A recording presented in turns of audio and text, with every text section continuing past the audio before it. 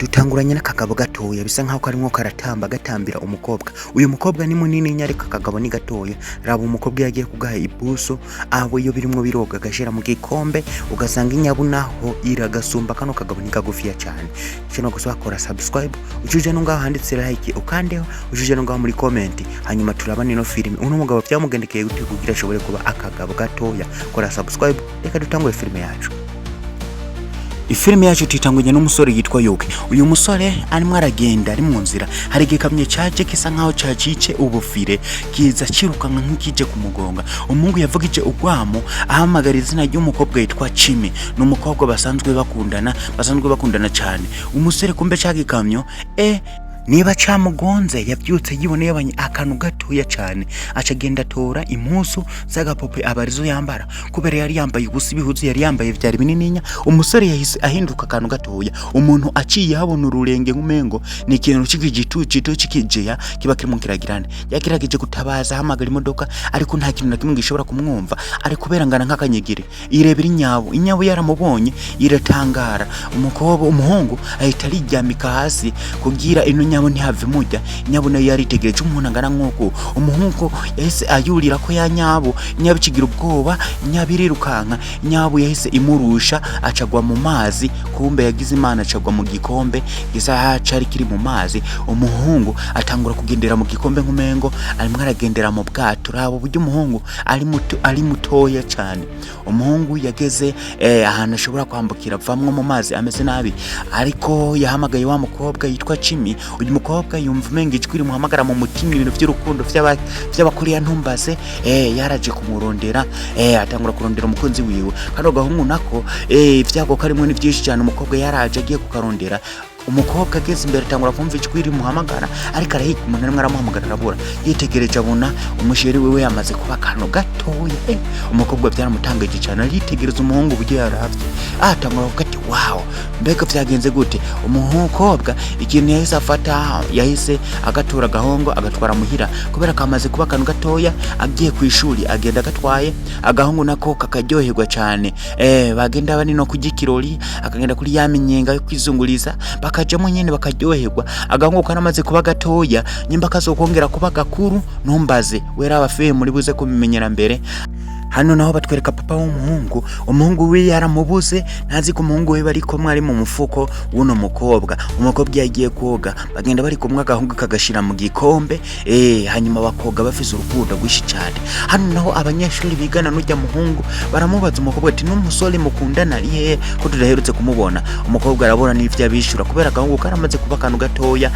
Agahungu nako bikakababaza. Umukobwa bamutwaye hamwe ya modoka yagomba kumubongera. Umungu avuga ati hano ni imodoka yagumvye kungongera nyene nyimba yarangonze biba vyagenze gute ntabwo nigeze ndabitahura kubera nashidutse mbona ndakantu gatoya. Umukobwa nawe ntushobora kumubwira ngo nakantu gatoya yaramaze gukunda. Yamufashe amushira mu kantu kaka beg ariko haheza kanya yamushize mu kantu kaka beg barimwe baraganira. Hari umujura ama umusuma yajihiba kaka beg akantu ka beg harimo wa muhungu yagiye arahura n'ibibazo shaho. Umuhungu w'umujura yarirukase acagenda yibuduhera rwa turimwo agafuka caratera kumba agafuka karimwo wa muhungu wacu. Umuhungu yahise asohoka aravye ku ruhande yahise abona sa umukobwa bangana bamwitwa Nami. Uno mukobwa yahise atangura kumubwira ati rero karibu. Umuhungu yatanguye kumubaza ati ne hari abandi bantu dushobora kubatungana. Yavuze ati wapi nange burya nganda afise umugabo wanje nyene umugabo akuze nyene nawe arankunda cyane nubwo namashoboye kuba akantu gatoya. Nange nari umuntu mukuru. Hano naho umukobwa nawe arimo ararondeza yamaze kubura. Hano wa mukobwa mutoya asanzwe afise umugabo nyene munini nyano. Uyu mukobwa nawe yahuye n'ibibazo byo kuzoba akantu gatoya. Uno muhungu yatanguye kumubwira ati ne dushobora kwikura gute muri buno buzima bwo kuba umuntu mutoya hanyuma umuntu asubira mu buzima bwiwe. Ariko no mukobwa yaramuhakaniye amubwira ati rero hano wihangane hano warashitse mu buzima bw'ubuntu butoya ntabwo uzokwigera ubo muntu muninenya kandi usigaje igihe gito cyo gupfa kubera nange sigaje igihe gito cyo gupfa hazigaye iminsi mikeya. Umuhungu byaramutangaje atangura kugira n'ubwoba. kubera bamubwiye yuko asigaje igihe gitoya. Nujya mugore yamubwiye yuko asigaje igihe gitoya, icatumye baba bakiri bazima kandi baragonzwe n'imodoka bagahinduka abantu batoya, ngo ni kubera urukundo bari basanzwe bafise. Ibintu by'abakoreya n'abashinwa ndibaza murabizi, ngo ni inkundo zatumye no mugabo ahinduka umuntu mutoya. Hano naho umukobwa yahuye na wa musore wiwe akunda, baryama bari kumwe baganira, ariko no muhungu afise umubabaro mwinshi cyane kubera bamaze kumubwira yuko asigaje igihe gitoya cyo gupfa. Umukobwa nawe aratwenga nyene akaguma zararota umusore yabaye munininya, yabaye umuntu mukuru, ariko umusore afise ibanga yuko afisigaje igihe gitoya. Yabonye umugabo wa mukobwa mutoya umwe yari yarahinduka gatoya, atangura kubona mu mufuko w'ishati yiwe ata muntu arimwe, atangura kumenya yuko wa mukobwa wundi mutoya yoba yarapfuye kubera yari yamubwiye ko asigaje igihe gitoya. Hano naho umuhungu yatanguye kubabara cyane, atangura kwibuka yuko vy'ujya mukobwa yamubwiye byo bari byo asigaje igihe gitoya cyane. Umuhungu yacatangura gukoresha ivyishimo nyene kugira ashobore kwishimisha n'uyu mukobwa, naho ubundi yamaze kumenya yuko afise igihe gitoya, baza bararirimba bagenda bakicara. Hano naho umukobwa yabwiwe amajambo no muhungu yamubwiye ati rero jewe igihe canje cyo gupfa kiri mu kugera, nabwiwe yuko asigaje igihe gitoya kandi wabimbwiye za yapfuye, nahise menya yuko nyene hasigaye igihe gitoya. Umukobwa akimara kumva iyo nkuru yaramubaje cyane, nubwo kano gasore ari gatoya umusore yamaze kugakunda. Uno mukobwa yamaze kugakunda nako agasore kaza karamubwira ati rero ngo tugende gukina wana twishimishe mu gihe gitoya asigaje, tugende tukiriye mwisi tugende turira. Ariko umukobwa biramubaza cyane kubera we nakeneye no muhungu bagumane. Umukobwa agiye ku ishuri yavuze ati bino bintu zirovyihanganira, ahita avuga ati agenda handi ya modoka wa mungu yamugongera, ahiteja mwibarabara kugira nawe imodoka iri buze kumugonga, ariko imodoka yahise imukatira umukobwa, imodoka ntiyamugonga. Umukobwa gahungu kararakaye gatangura kuvuga ati rero we kubera ko ushaka kwiyitsa, kubera ko ushaka kugenda kwicicuje mu mabarabara ngo bakwice, kano gahungu nigakeneye yuko no mukobwa nawe ashobora gupfa, ashobora kugenda mwibarabara imodoka imugonga ukaje usanga iramugonze vyanyavye. Ariko umukobwa byose abikora kubera urukundo. Hano n'umuhungu nawe yatangiye kuvuga ati rero kino gihe nsigaje mu ntecari kuba ari igihe, kino gihe nsigaje ntecari kuba ari igihe c'amarira n'imibabaro, ahubwo cari igihe cyo kwishimisha tukaryoherwa nyine ubuzima bukamera neza cyane. Umuhungu mu gihe gitoya asigaje yahise abwira umukobwa mutware mwaso wiwe, so wiwe yabonye agahungu kabarabaye kana atangura kwitangara, uyu n'umuhungu wanje amana kanu gagapupe mwanza ninga. Papa yaratangaye cyane, ubwo nabwo yahora rubona ari umusore bangana, ariko yamubonye yamaze kumera nk'akantu gatoya cyane angana nk'urutoke gwiwe.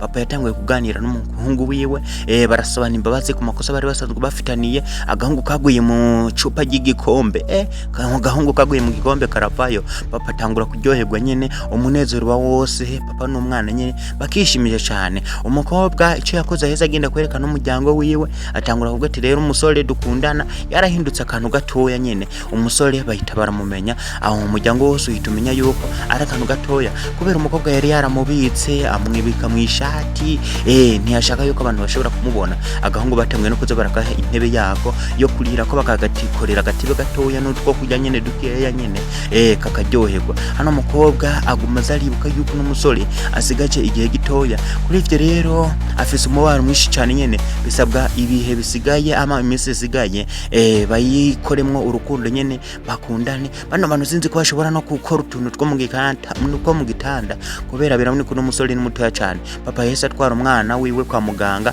aha muganga kugira musuzume ikibazo yo bafise, ariko muganga yaca avuga ati uno musore nta bugingo asigaranye ngo umutima wonyene.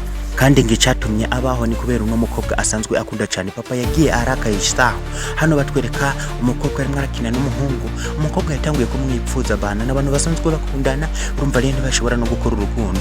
Ariko ngo umusore yarakuze je bwana, ibintu vya filime ntumimbaze, umusore yakuze mu bintu bijanye n'ibitangaza bahita bakora ngo nakazi. Hanyuma hano umukobwa yaraje gusezerana n'umuhungu kubera umuhungu asigaranye iminsi mikeya. Umukobwa atangura kugenda sakuza avuga n'ijwi rirenga, avuga yuko akunda umuhungu, avuga yuko akunda umuhungu. Umuhungu nawe yatanguye gukoresha nyene udutege asigaranye, impwemu asigaranye, tangura avuga yuko nawe akunda umukobwa cyane, amukunda cyane nyene, akabivuga mwijwi rirerire. Ni filime z'urukundo, ni filime zitwika. Umuhungu igihe cyo kugenda cyo gupfa ciwe carashitse, umuhungu ataha umukobwa atangura kubaho mu bibazo, mu marira, akazara mwibuka abona umenga ari mwijuru arimo aramuramutsa, avuga ati wewe ujye turi kumwe ntugire ubwoba. Ifilime yacu ikirangira muri buno buryo cyo kubwira cyoco nibage kora subscribe, like na share kugira uzuzibonera ifilime ziryoshe nk'enizi. Kora subscribe uje no gahanditse like ukandeho hanyuma uje no muri comment ugira ijambo rya byose uvuga. Urire ku yindi video. Bye bye.